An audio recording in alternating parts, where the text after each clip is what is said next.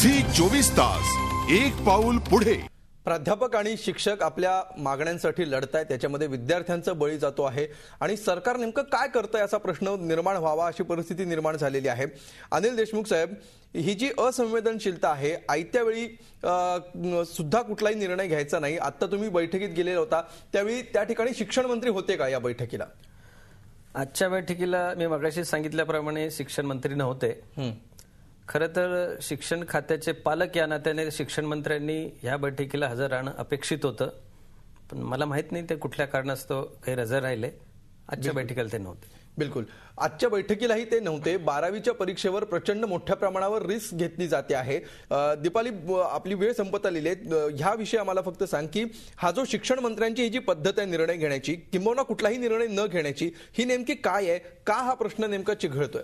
अमोल, जर आपण याची पार्श्वभूमी बघितली तर जेव्हा 12वीची परीक्षा सुरू होणार होती त्याआधी खासगी शिक्षण संस्था चालकांचाही बहिष्कार होता। त्यांनी आपली केंद्र देण्यास मनाई केली होती, त्यांच्या काही मागण्या होत्या।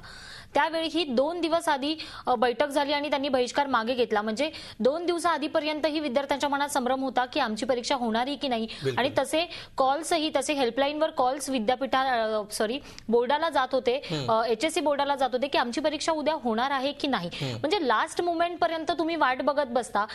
यांनी सुद्धा 3 महिन्या आधी लेटर दिलं होतं। मग 3 महिन्या आधी ते आतापर्यंतचा काळ, निर्णय तुम्हाला मागण्या मान्य करायच्या आहेत किंवा नाही करायच्या, जो काही तुम्हाला निर्णय घ्यायचा तो 3 महिन्यात का घेतला जात नाही? आपण नेहमी परीक्षा किंवा पेपर तपासणी इथपर्यंत वेळ का येते आणि त्याचा फटका विद्यार्थ्यांना का बसतो? बिलकुल, आणि त्यातही सगळ्यात महत्त्वाचं म्हणजे 12वी सारखी परीक्षा जी अत्यंत महत्त्वाचा टप्पा असतो, त्या परीक्षेच्या बाबतीत इतकी हायगाय शिक्षण मंत्र्यांकडून केली जाणं, ह्याच्यातूनच शिक्षणाबाबत सरकार किती गंभीर आहे हे कदाचित महाराष्ट्राच्या समोर येत असावं। आम्ही अजूनही आवाहन करतो आहोत की तुम्ही या दोन्ही मंत्र्यांना आम्ही आवाहन करतो की तुमची बाजू मांडा, नेमका काय मुद्दा आहे।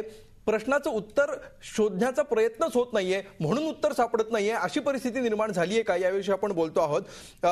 डॉक्टर रोहिणी मॅडम, मला तुम्हाला या भागात असं विचारायचं आहे की उद्या तुम्ही जेल भरो आंदोलनाचा इशारा दिलेला आहे, शिक्षकांनी जेल भरो करून काय साध्य होणार आहे?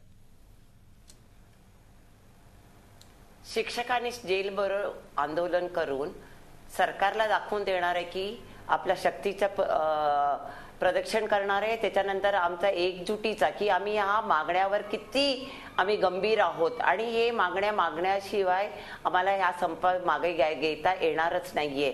म्हणजे अनिल देशमुखांनी म्हटल्याप्रमाणे शिक्षकाला या सारख्या रस्त्यावर आणण्याचा हा काम हा सरकारच करत आहे। संप करणं कोणालाही आनंददायी गोष्ट नाहीये। शिक्षकांचाही इतक्या मनावर इतका स्ट्रेस आहे आणि त्यांना आवडत नाहीये की आपण असं वारंवार करत जावं। म्हणजे तुम्ही आम्हाला केंद्र सरकार देत असताना आम्हाला भीक मागण्याची पाळी आणली आहे।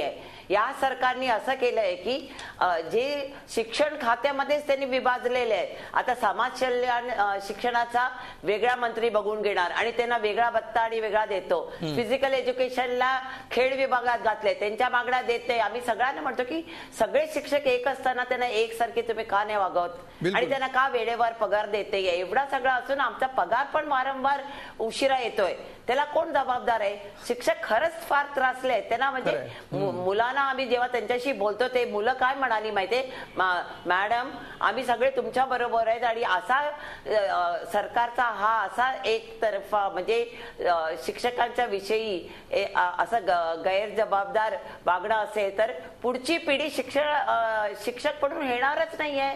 मग तेव्हा ते कुठे जाणार आहे? हा खूप वेगळा मुद्दा आहे, हा खूप वेगळा मुद्दा आहे पुढच्या पिढीचा। मात्र रोहिणी मॅडम, बघा या सगळ्या मुद्दे जोडून बघायला लागतं। म्हणजे तुम्ही असं मुद्दा वेगळा करत काय होतं की म्हणजे तुम्ही प्रॉब्लेम सॉल्व्हच करत नाहीये। येणारी पिढीला तुम्ही काय मार्गदर्शन करणार की प्राध्यापक रस्त्यावर झाल्यावरच त्यांना पगार मिळतो, प्राध्यापक रस्त्यावर गेलं की त्यांचं जे 6वा वेतन आयोगचं जे सगळ्या महाराष्ट्राच्या सगळ्या घटकांना मिळालं तर केवळ आम्हाला का नाही मिळू नये? ठीक आहे, तुमच्या रास्त आहे आणि तरी ठीक आहे, आपली वेळ संपत आलेली आहे। डॉक्टर रोहिणी, तुम्ही तुमचा मुद्दा मांडलेला आहे आणि तुमच्या विधानातला आशावाद सुद्धा 2 ठिकाणी मला दिसतो आहे। तुम्ही असं म्हणता आहात की शिक्षक ज्यावेळी रस्त्यावर उतरतो त्याच वेळी 6वा वेतन आयोग लागू होतो, असं पुढच्या पिढीला संदेश जाणार आहे का? याचा अर्थ तो उतरल्यावर लागू होईल असं तुम्हाला वाटतंय? म्हणजे जे सरकार गेल्या अनेक वर्षांपासून मागण्या मान्य करत नाहीये, जे 3-3 महिने नोटिसा देऊन सुद्धा जे सरकार काहीही बोलत नाहीये. एवढा प्रचंड मोठ्या हजारो लाखो विद्यार्थ्यांच्या प्रॅक्टिकलच्या परीक्षा रखडलेल्या असताना सुद्धा सरकारला काहीही त्याचं वाटत नाहीये. त्या सरकारला जेल भरो आंदोलनामुळे जाग येईल असा जो तुमचा आशावाद आहे तो मात्र आपल्याला मानायलाच हवा. आपण बघूया सरकार या तुमच्या जेल भरो आंदोलनानंतर तरी पाखळतं का.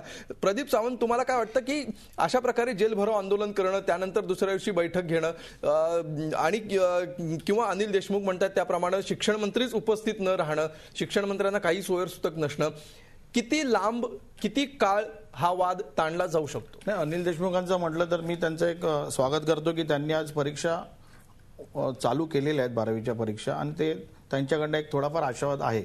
म्हणजे मुलं त्या स्ट्रेसमध्ये नाही आहेत. पण हा जो संप आहे जो कनिष्ठ महाविद्यालयातल्या शिक्षकांचा, एक पर्टिक्युलर एक संघटना आहे. इतर संघटना त्या संपात त्यांच्या मागण्या देखील त्या सारख्याच आहेत ज्या यांच्या मागण्या आहेत. म्हणजे कसं आहे, त्यांच्या मागण्या चुकीच्या आहेत ह्याचं देखील आमचं म्हणणं नाही आहे. पण तुम्ही जे विद्यार्थ्यांच्या परीक्षा बंद पाडल्यात त्या तुम्ही करू नका. तुम्ही तुमचा लढा आहे जेल भरो नंतर ते चर्चा करणार आहेत. काय चर्चा करणार मला ते जेल भरोचा अर्थच कळत नाही. जेल भरो आहे की स्टंटबाजी आहे. कारण ह्या जेल भरोनी सरकारला असं काय जाग येणार आहे. माननीय आदित्य साहेबांनी जेव्हा जेव्हा विद्यार्थ्यांना गरज पडली त्यावेळी राज्यपालांची भेट घेतली. अगदी 12वीचं टाइम टेबल असो किंवा मागच्या वेळेचं पेपर फुटी प्रकरण असो, जेल भरो ऐवजी काय करायला पाहिजे म्हणजे सरकारला जाग येईल असं त्यांनी सरकारशी बोलणं केलं पाहिजे. आता त्यांची परवा बैठक आहे. पण सरकार तर बोलत नाही. नाही ना, त्यांनी 2 मागण्या केल्या. अनिल देशमुख म्हणतात की शिक्षण मंत्री बैठकीतच येत नाही. मी काय म्हणतो, त्यांनी 2 मागण्या केल्या आहेत. त्यावर त्यांनी परीक्षा चालू कराव्या.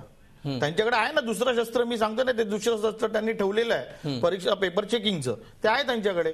पण निदान हा जो परीक्षा देण्याचा जो आता टेम्पो मुलांचा आहे तो टेम्पो जर अशी परीक्षा बेमुदत पुढे ढकलली गेली तर त्याचा फार वाईट परिणाम मुलांच्या. अगदी आपली वेळ संपलेली आहे. डॉक्टर रोहिणी, शेवटी फक्त एवढंच सांगा की हा उपाय प्रदीप सावंतांनी सुचवलेला तुम्ही का मान्य करत नाही, की जो तुमच्याही गैरसोयीचा नाहीये आणि विद्यार्थ्यांचं सुद्धा हित पाहणारा ठरू शकतो? गेल्या वर्षी आम्ही हेच असेसमेंट बायकॉट केलं होतं. त्याचा काही फळ आम्हाला मिळालं नाहीये, म्हणून आम्हाला त्याच्यावरचा सगळा विश्वासच गेला आहे. गेल्या वर्षी आम्ही असेसमेंट बॉयकॉटच केलं होतं. काय मिळालं, त्यांनी लेखी स्वरूप देऊन त्यांनी नाही केलंय. तर आम्हाला हे स्टंट प्रदर्शन नाहीये.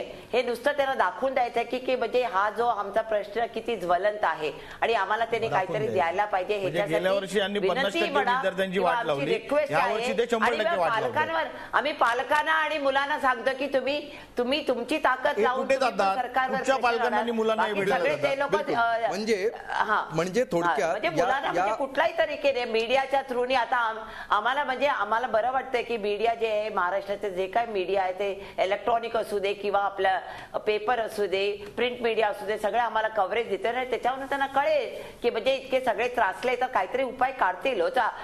हे तर लोकशाही आहे ना. लोकशाहीमध्ये सगळ्यांना आपलं मत मांडण्याचं आणि आपलं जे खंत आहे ते व्यक्त करण्याचा अधिकार आहे. आम्ही त्याचाच पालन करतोय. अजून तरी सगळ्यांचं हेच मत आहे. माध्यमातून मी मुलांना आश्वासन देते की त्यासाठी परीक्षा तर वेळेवर झाली पाहिजे. परीक्षा होणार त्याच्यासाठी पण सरकारने पुढे येऊन आम्हाला सांगू दे ना, आम्ही तुम्हाला मान्य करतो म्हणून. ठीक आहे, तुम्ही एक पाऊल पुढे आम्ही एक पाऊल पुढे येतो अशी सगळ्यांची भूमिका आहे. मात्र पावलं सध्या तरी कोणाचीच पुढे पडताना दिसत नाहीयेत. विद्यार्थ्यांना मात्र कुठल्या दिशेने पावलं वळवावीत असा प्रश्न पडलेला आहे. त्याच्यामुळे या सगळ्या प्रकरणाचं शेवटी काय होणार असा प्रश्न अजूनही अनुत्तरित आहे. या क्षणाला तरी त्याचं कुठलंही उत्तर मिळताना दिसत नाहीये आणि हा प्रश्न सोडवण्यासाठी सरकार काही पुढाकार घेताना सध्या तरी दिसत नाहीये. कुठलंही ठोस आश्वासन मिळत नाहीये. ठोस नकार सुद्धा सरकारकडून येताना दिसत नाहीये.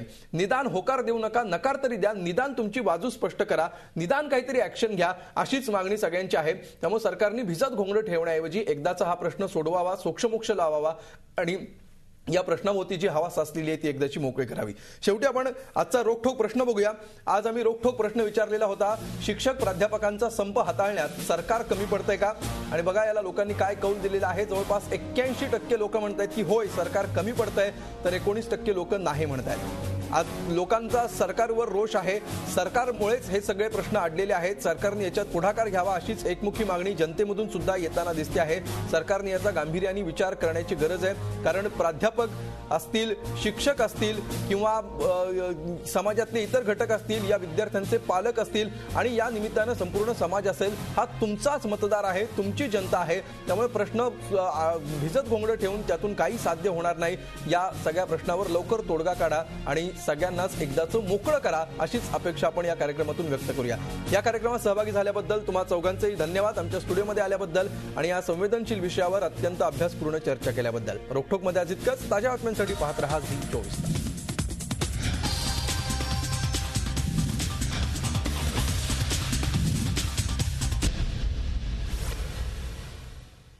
झी 24 तास, एक पाऊल पुढे.